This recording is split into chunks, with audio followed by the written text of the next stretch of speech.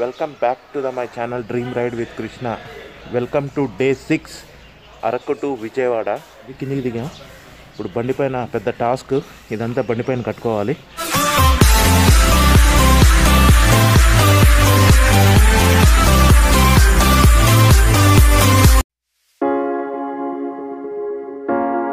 కట్టాం కానీ కొంచెం సైడ్ కనిపిస్తుంది నాకైతే. ఓకేనా? ఓకే, మొత్తానికైతే సెట్ అయింది.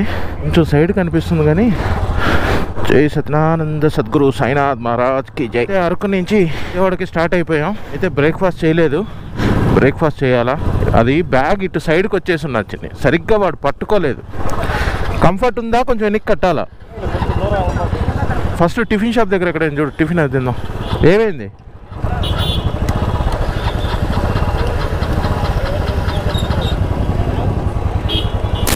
ఏమైందిరా నాయనా, సైడ్కి ది.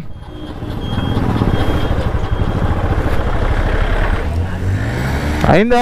పెట్రోల్ పీక్కున్నారా? పెట్రోల్ ఆఫ్ చేశారా? నువ్వు ఆఫ్ చేసావా?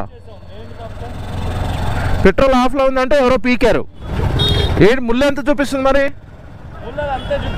టిఫిన్కి ఎక్కడ షాపు? టిఫిన్కి భయంకరమైన డిమాండ్ ఉంది. ఇప్పటికి 3 హోటల్ తిరిగాం. 3 హోటల్స్లో టిఫిన్ మొత్తం ఖాళీ. ఇక్కడ మాత్రం only egg dosa, bread omelette, lemon rice అంతే. ఈ 3 తప్ప వేరే ఇంక ఐటమ్స్ ఏమీ లేవు. ఈ హోటల్ అన్నపూర్ణ 1977లో అంత చిన్నగా స్టార్ట్ చేశారు. ఇప్పుడు ఇట్లుంది పెద్దగా. కంప్లీట్ అయిపోయింది. చాలా చండాలంగా ఉన్నది టిఫిన్ అయితే. 3 ఎగ్ దోశ, ఒక ఉప్మా, ఒక బ్రెడ్ ఆమ్లెట్కి 310 రూపీస్ అయింది. అంతా ఉప్పు, అసలు టేస్ట్ లేదు, పాడు లేదు. ఆల్రెడీ వీకెండ్ కదా, ఫుల్ రష్ స్టార్ట్ అయిపోయింది. ఆ తొక్కలో ఆ టిఫిన్ చేయడానికి 1 అవర్ టైం బొక్క. అరే నాయన, నువ్వు ఫోను నువ్వు ఏమన్నా కట్టింగ్ ఇచ్చావు అన్నా, ఆటో అన్నా. ఇక్కడ నుంచి ఎగ్జాక్ట్గా విజయవాడకి 447 kilometres, 10 hours 32 minutes. Reach time వచ్చి నాన్ స్టాప్ కొడితే 10:52, అంటే ఇంచుమించు 11 అనుకోండి. నాన్ స్టాప్ కొడితే 11 o'clockకి మనం విజయవాడ రీచ్ అవుతాం. మొత్తం బైకర్స్ అంతా ఇక్కడే ఆగారు, క్యాంపింగ్ టెంట్స్లోనే. నేనైతే వెళ్ళిపోగలుగుతాను, మా మిస్సెస్ కూర్చోగలుగుతుంది అని అనుకుంటే కొట్టేసి వెళ్ళిపోతాం. లేదు అంటే మాత్రం ఎక్కడో ఒకసాట నైట్ ఒక చిన్న స్టే చేయాల్సి ఉంటుంది. ఇంకా కన్ఫర్మ్ అయితే కాలేదు, చేసే జర్నీని బట్టి ఫిక్స్ అవుతుంది, దాన్ని బట్టి చూసుకోవాలి.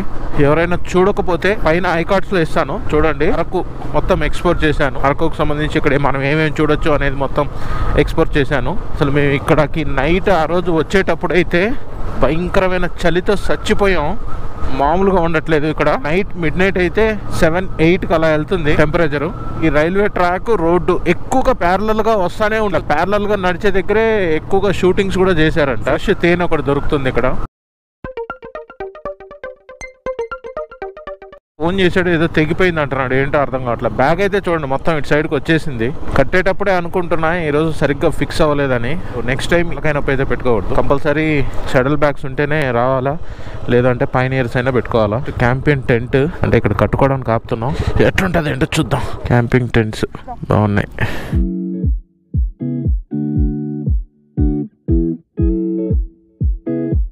ఇది ఎంత అడుగురా పర్ డేకి? అంతా ఎవరో తిని తాగి చాలా చండాలం చేసి పెట్టారు. ఈ టైప్ ఆఫ్ సెటప్ ఉంది. ఒక బెడ్, 2 పిల్లోస్, ఒక బ్లాంకెట్. బాగుంది. లోపలికి వెళ్ళు, పడుకొని చూడు. ఎండ ఎట్టుంది? ఎండ అదురుతుంది కదా. ఇది పెట్టుకుంటే బాగుందా? కంఫర్ట్గా పడుకో. వీళ్ళు ఇదే టెంట్లో పడుకో ఉన్నారు, మేము చూసుకోలేదు, ఇప్పుడే లెగిసారు వాళ్ళు. పెద్ద టెంట్ 4 members 2000 అన్న, చిన్నది 2 members 1000 అన్న. ఒకప్పుడు ఇక్కడ వెళ్ళుకుంటూ వచ్చాయా? చిన్నప్పుడు మీకు చూడలేదా? అందరూ ఏమి ఎలుగు పెట్టలేదు, షాలో పెట్టలేదు, మళ్ళీ కూలీ లేవు. డెవలప్మెంట్ అవ్వకముందు ఇప్పుడు బాత్రూమ్కి ఎట్లా పోతారు? ఇక్కడ ఆ రేకులది బాత్రూమ్కా, స్నానంకి? అక్కడ స్నానం చేయాలి, బాత్రూమ్కి వెళ్ళా అంతా టాయిలెట్ అన్ని, స్నానం అన్ని అక్కడ. ఇది మీరు వండుకోనికా, లేదంటే ఇక్కడ వచ్చే వాళ్ళు కూడా వండుకోవచ్చా? వండుకోవచ్చు.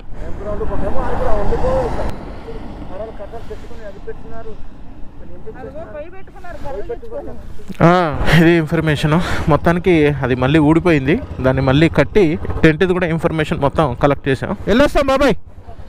ఇక్కడ నుంచి స్టార్ట్ అవుతున్నాం, ఇక్కడ ఒక 1 అవర్. అసలు ఈరోజు మార్నింగ్ స్టార్ట్ చేసిన కాడి నుంచి ఏదో బ్యాడ్ ఇన్సిడెంట్ జరుగుతాను. ఫస్ట్ బండి స్టార్ట్ అయ్యి కొంచెం ముంగడ దాకా వచ్చింది, బండి ఆగిపోయింది. దాని తర్వాత అక్కడి నుంచి టిఫిన్ ఒక బ్యాడ్ ఇన్సిడెంట్. అక్కడి నుంచి బండి తీసిండు మావాడు, బండి కింద పడిపోయింది.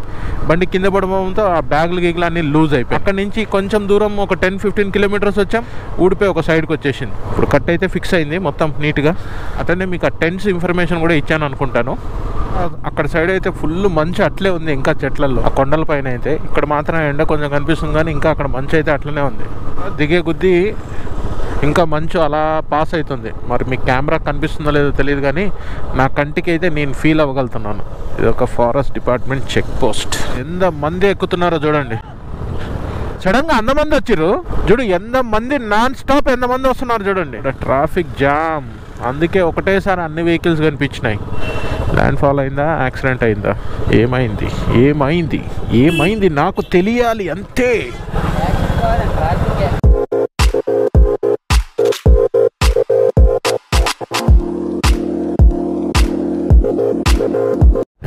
ఇక్కడ వీళ్ళు పండించినట్టు బిర్యానీ ఆకు, పసుపు కొమ్ము, కాఫీ పొడి, కాఫీ సీడ్స్, చెక్క, ధనియాలు. కాఫీ తాగుతావరా? పోతున్నాయి, ఆగున్నాయిగా, తాగు కాఫీ. 2 కాఫీ దేవ్. పడుతుంది, సరిగ్గా పెట్టరా, ఎట్ట తీసావు అట్ట పెట్టు. ఇవి కాఫీ సీడ్స్. ఇవ్వండి, ఈ పొట్టి చెట్లన్నీ కాఫీవే. ఇది మిరియాలు వస్తాయి దీంట్లో నుంచి. ఇవ్వండి, ఈ పొడుగుగా ఉన్న చెట్లన్నీ మిరియాల చెట్లు, తీగ ఇట్లా వస్తాయి. తమలపాకు షేప్లో ఉంది ఆకు, అదే మిరియాలు. పద.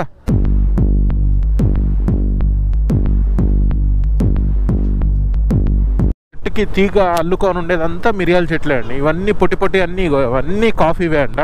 ఇదంతా రైతులకి పర్మిషను, అంటే ఫారెస్ట్ వాళ్ళదే కానీ తీసుకోవడానికి అమ్ముకోవడానికి పర్మిషను. ఈ రైట్ సైడ్ అంతా ఫారెస్ట్ డిపార్ట్మెంట్కి. మళ్ళీ ఇక్కడ ట్రాఫిక్ జామ్. అసలు చాలా ఇరిటేటెడ్గా ఉంది ఈరోజు. ఏం మాత్రం మిస్ అయితే మనం పైకి వెళ్ళిపోతాం, బండి కిందికి వెళ్ళిపోయింది. ఇక్కడ వ్యూ పాయింట్ అండి ఇది. ఇవ్వండి, ఇది వ్యూ పాయింట్. ఇక్కడ నుంచి టోటల్ ఫుల్ లొకేషన్ కనిపిస్తుంది. ఎదురుగా కొండ చూడండి ఒకసారి. లైట్గా కొండపైన కూడా ఎండ స్టార్ట్ అవుతుంది. అసలు ఆ వాటర్ ఫాల్స్లో అంత వాటర్ లేవు. ఈ వాటర్ ఫాల్స్లో అయితే వెళ్ళలేదు. దీంట్లో గార్డెన్లు అసలు ఏమీ లేవు. ఇదైతే మీకు చూపించాను. ఆ రిసార్ట్స్ అయితే జంగిల్ బెల్స్ రిసార్ట్స్ అయితే న్యూ ఇయర్ తర్వాత వరకు అసలు లేదు. ఆ బొర్రా కేవ్స్ కూడా మీకు చూపించాను. చూడండి, ఇక్కడే మందు సెటప్. అసలు బండి అయితే నేను ఆనే చేయలేదు. దగ్గర ఒక 5-6 కిలోమీటర్స్ నుంచి అట్లే వస్తున్నాను. ఇక్కడ ట్రాఫిక్ జామ్. అయ్యో, ఈరోజు డే గడిచినట్టే ఉంది అసలు. ఏం ట్రాఫిక్ జామ్ రా బాబు. బొర్రా కేవ్స్కి ఇటు నుంచి వెళ్ళిపోవాలి. మనం వెళ్ళిపోతున్నాం కాబట్టి ఇటు కిందికి వెళ్ళిపోతున్నాం. నిన్న లేక్ చూద్దాం అనుకున్నాం కానీ వాటర్ కూడా అక్కడ కూడా ఏం అంతగా లేవన్నారు. సో అందుకని స్కిప్ చేసేసి ఇంకొక వ్యూ పాయింట్ పైన ఒకటి ఉంది, ఇక్కడ కింద ఒకటి వ్యూ పాయింట్. చూడండి, అసలు కొండ సరిగ్గా దిగను కూడా దిగలేదు. అప్పుడే ఇంతకుముందే ఎండ అట్లా కనిపించింది. ఒక 1.5 అవర్ మళ్ళీ మంచు స్టార్ట్ అయిపోతుంది. ఢిల్లీ నుంచి వచ్చారంట. జస్ట్ ఇంతకుముందు అక్కడ కలిసి మాట్లాడాం. అరకుకి ఎక్కేటప్పుడు మెయిన్ చెక్ పోస్ట్ ఇది. అక్కడి నుంచి అరకు ఘాట్ సెక్షన్ రోడ్ మొత్తం మొదలవుతుంది. దానికైతే కిందికి దిగేసాం. ఇక్కడ నుంచి విశాఖపట్నం 60 కిలోమీటర్స్ ఉంది. రోడ్ సెక్షన్ మొత్తం నాకు తెలిసి 60 to 65 కిలోమీటర్స్ వస్తుందేమో. ఇట్లా పోలీసు వాళ్ళు ఫుల్ చెక్కింగ్. ఇక్కడ హైవేలో ఎంత ఫాస్ట్ కొట్టుకొని వస్తామో సిటీలోకి ఎంటర్ కాగానే ఈ ట్రాఫిక్తో భయంకరమైన ఇరిటేషన్ వచ్చేస్తుంది. ఇప్పుడే ప్లాన్లో స్మాల్ చేంజ్ అయింది. డైరెక్ట్గా మేము విజయవాడ కొట్టేద్దామని అనుకున్నాం, కానీ ఇంత దూరం వచ్చాం కదా అని చెప్పని సింహాచలం టెంపుల్కి కూడా వెళ్దాం అని చెప్పని డిసైడ్ అయ్యాం ఇప్పుడే. సో ఈ రోజుకైతే సింహాచలంలో స్టాపు. రేపు సింహాచలం నుంచి డైరెక్ట్గా విజయవాడ వెళ్ళిపోతాం. డైరెక్ట్గా సింహాచలం టెంపుల్ దగ్గరికి అయితే వెళ్తున్నాం. ఈరోజు అయితే ఎక్కడ ఫ్యూయల్ స్టాప్ తీసుకోలేదు. ఇప్పుడే జస్ట్ ఇగోండి లైట్ అలా బ్లింక్ అవ్వడం స్టార్ట్ అవుతుంది. ఇక్కడ నుంచి విజయవాడకి స్టార్ట్ అయ్యేటప్పుడు ఫ్యూయల్ రిఫిల్ చేస్తాను. ఈరోజు అయితే నో ఎనీ ఫ్యూయల్ స్టాప్. పైన అయితే రూమ్స్ ఎక్కడ లేవంట. ఓకే, ఇక్కడ ఒక ఆయన దొరికాడు. పైన అయితే 650 రూము. వీళ్ళదేదో మండపం, కళ్యాణ మండపం ఉందంట. సో మనకి 500కి రూమ్ మాట్లాడుకున్నాం. దర్శనం కూడా 7 o'clock కల్లా క్లోజు. పైకి వెళ్ళినా రూమ్ దొరకదు, దర్శనం చేసుకోవడానికి అవకాశం లేదు. అందుకని కిందే హాల్ట్ అవుతున్నాం. హాల్ట్ అయ్యి రేపు పొద్దున్నే ఫ్రెష్ అయ్యి డైరెక్ట్గా దర్శనానికి వెళ్ళి మళ్ళీ కిందికి వచ్చి చెక్అవుట్ చేయడమే.